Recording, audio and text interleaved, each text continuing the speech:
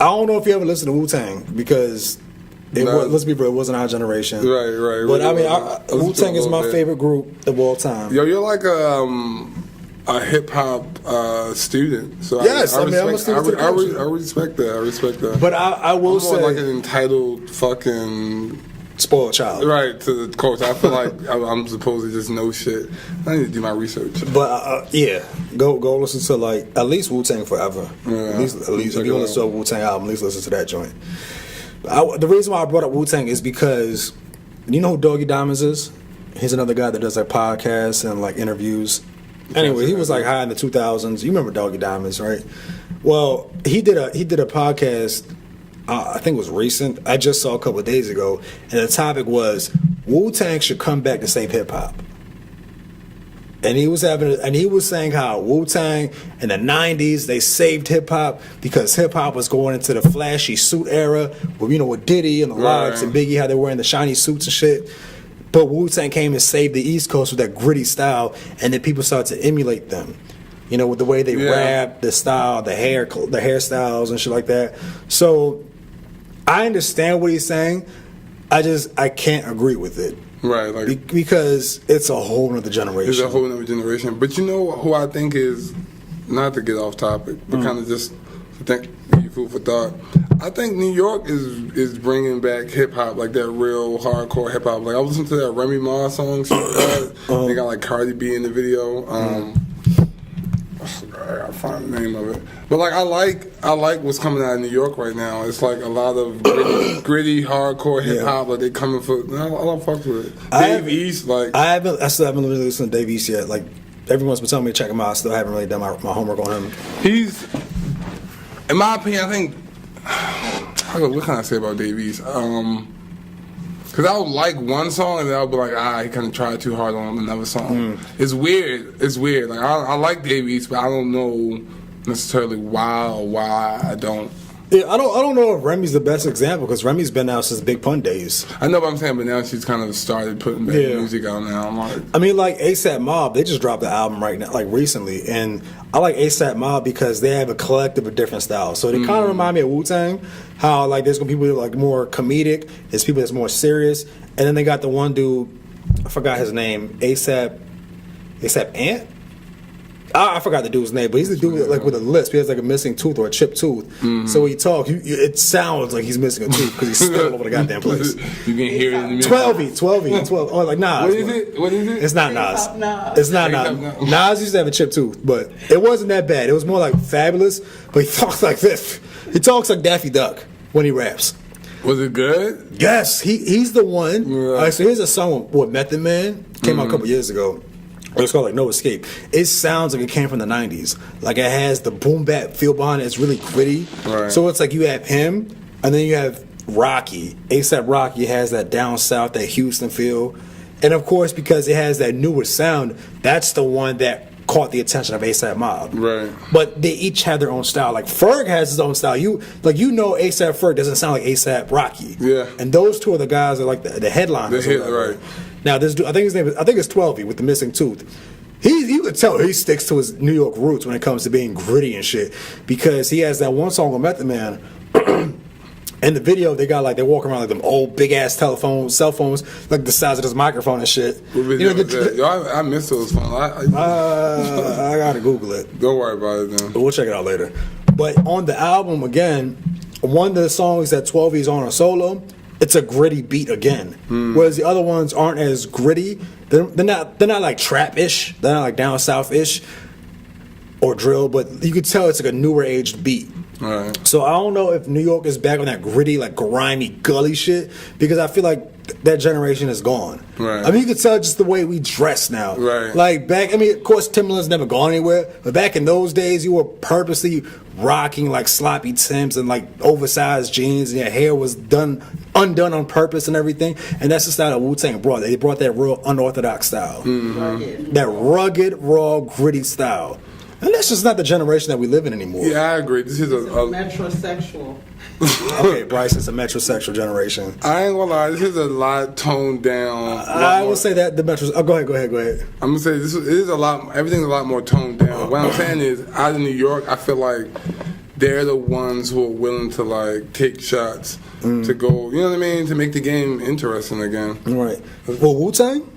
No, I was talking about New York. all the other New Yorkers, like Yeah, Young M.A., like Joy like, Badass. Yeah, I Joy mean, Badass, I can see what you're saying with that. As far as Wu-Tang by themselves, though, like, I know nothing about Wu-Tang. all right, well, Ghostface Killer, Ghostface, Raekwon, and Method Man. They're the ASAP Rocky, the Ferg, and I guess that's maybe not 12, but they're the headliners. I would say, and Old Dirty Bastard, God rest the dead. But out of those three, those are the guys that are probably have the most familiar faces out the crew. I mean, there's RZA, Jizza, and everybody. There's a bunch of people. Right. Out of those three, I would say they are the most consistent with coming out with commercial albums. And Method Man, because he come out with like a bunch of movies, so everyone knows who he is. But their projects don't always hit. And they still come out with music. Like Method Man dropped the album, it was a compilation album like 2015. And this shit was like, to me, it was like below average. But to me, that, like, I don't know. They just can't do it because they've steadily been consistent. Not in recent years. Right. Not in recent years, but even in the mid 2000s, but they still didn't have that buzz. Like Ghostface. Remember Ghostface had a song with Hold on, Neo? are you saying that they can't? What are you saying they can't do it? They can't save hip hop.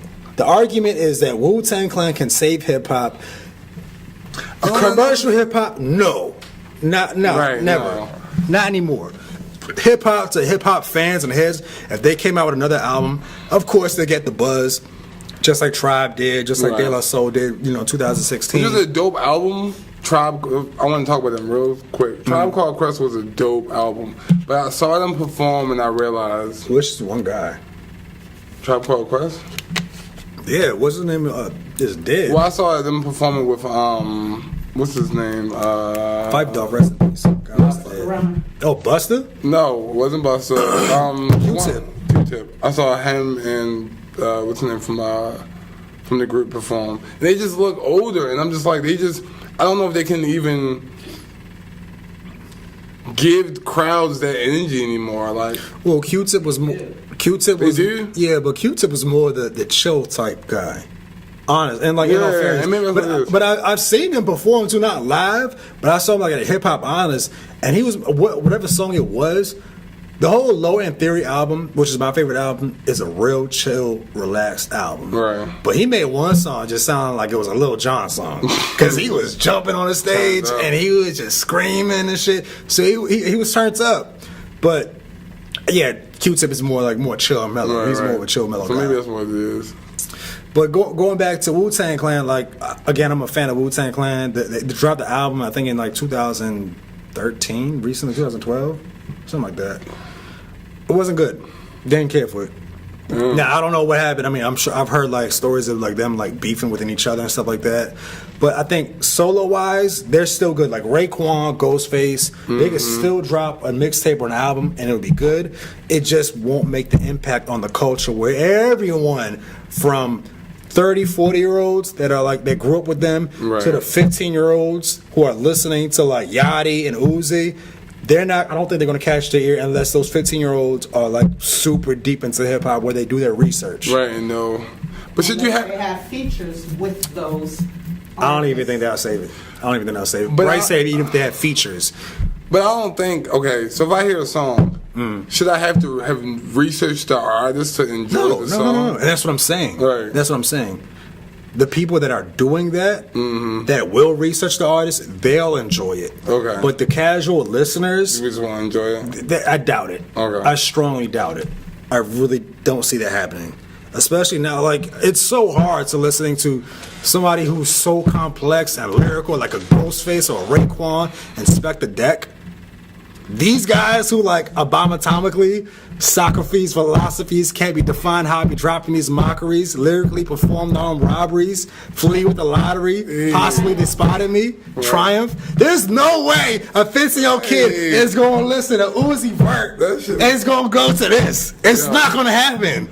They're not going to. They're going to brain overload. I think I mispronounced Socrates' name. Too many big, but it's a big word. Too many big words. And they're not going to understand half of it anyway because that's Supreme Mathematics, language of the 5% nation, and they don't know anything about it. If you didn't pick up on the mic, she's talking about how 7%, it's 7%ers, right? 5%, excuse me. 5%ers, which is I don't even want to say it's its own slang, but it's kind of like I don't even want to get into this honestly.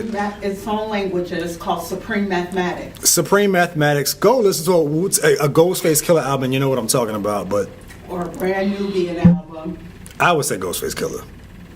Or don't and move on with your life. That's what most people are going to do, and that's what most people are going to do. Most people are just not going to try and like. They're not going to care. They're just not going to care. And I don't know if that's bad or good. I just think it's just everyone's looking for the next big thing. And Well, they're not hip hop fans; they're rap fans. And that's a whole other discussion. I really can't even get into either.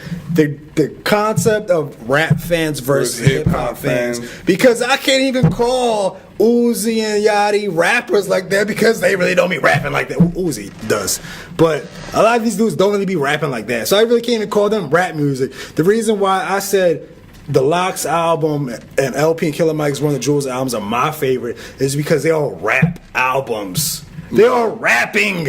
They're all rapping. They're not doing melodic stuff. I ain't gonna lie to you. Spitting bars. To me, that's a rap album. I mean, I know the difference between hip hop and rap. Hip hop is the culture. Rap is what we do. I get that part. But this, to me, is a rap album because there's just straight bars. It's just rapping, just rhyming.